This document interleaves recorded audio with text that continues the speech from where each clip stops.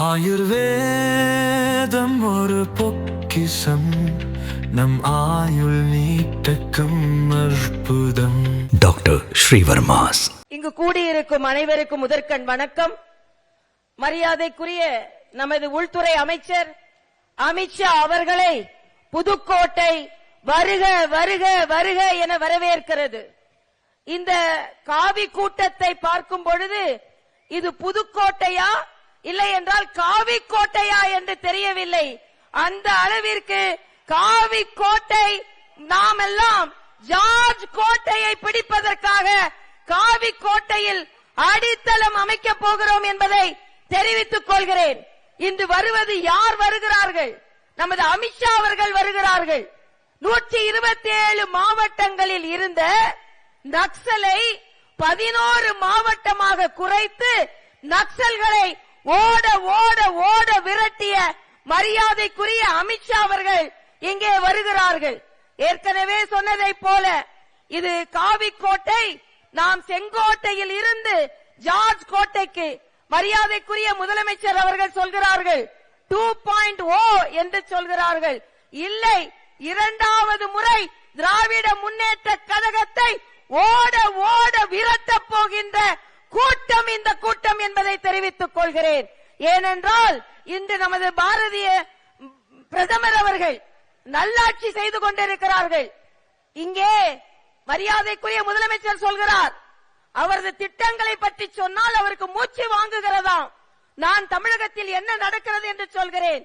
கல்லூரி பேராசிரியர்கள் பதவி உயர்வு கேட்டு போராட்டம், தொழிற்கல்வி ஆசிரியர்கள் ஊதிய உயர்வு கேட்டு போராட்டம், இளநிலை ஆசிரியர்கள்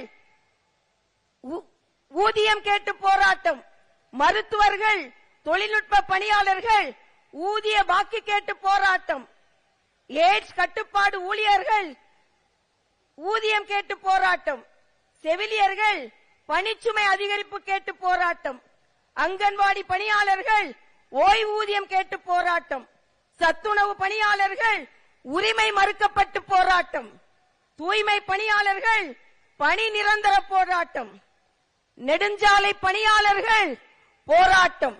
ஆக இப்படி வாழ்க்கையே போராட்டமாகி கொண்டிருக்கும் பொழுது ஸ்டாலின் அவர்களே, எப்படி திமுக 2.0 மாறும்? 2.0 இல்ல, உங்களை ஓட ஓட விரட்டுவார்கள்.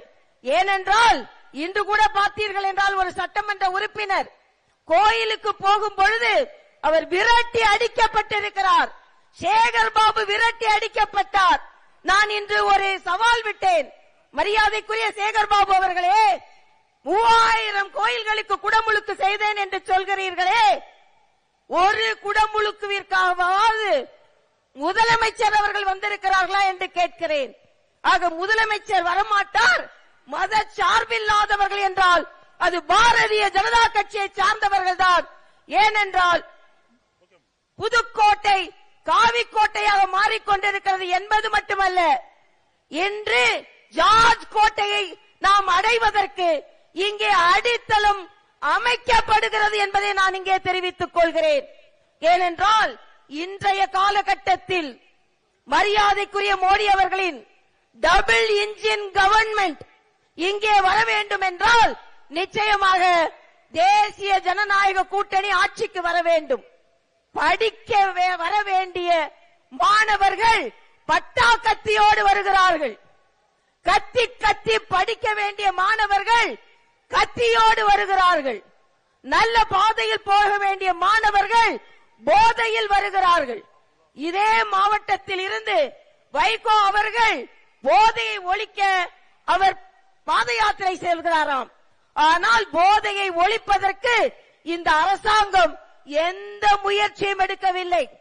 ஆனால் பேசிக் கொண்டிருக்கிறார்கள், நாடகமாடிக் கொண்டிருக்கிறார்கள். நேற்றைய தினம் ஒரு பழைய ஓய்வூதிய திட்டத்தை அறிவித்திருக்கிறார்கள்.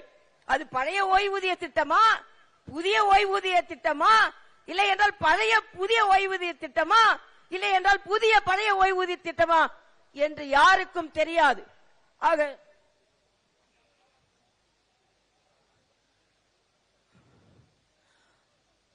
அதனால் இன்று சொல்கிறேன், தமிழகத்தில் தேசிய ஜனநாயக கூட்டணி வந்தால் மட்டுமே பெண்கள் பாதுகாப்பாக இருக்க முடியும், மாணவர்கள் பாதுகாப்பாக இருக்க முடியும், படிப்பவர்கள் பாதுகாப்பாக இருக்க முடியும். அதனால் தமிழகத்தில் கைகள் உயர்கிறதோ இல்லையோ, இலைகள் துளிர்க்கிறதோ இல்லையோ, தமிழகத்தில் தாமரை மலர்ந்தே தீரும். தமிழகத்தில் தாமரை மலர்ந்தே தீரும். தமிழகத்தில் தாமரை மலர்ந்தே தீரும். ஸ்டாலின் கேட்கிறார், எத்தனை அமித்ஷாக்கள் வந்தாலும் எங்களை ஒன்றும் சொல்ல முடியாது, செய்ய முடியாது என்கிறார். ஸ்டாலின் அவர்களே, சரித்திரத்தை புரட்டி பாருங்கள். இதற்கு முன்னால் கே ஷா தான் உங்களை வீட்டிற்கு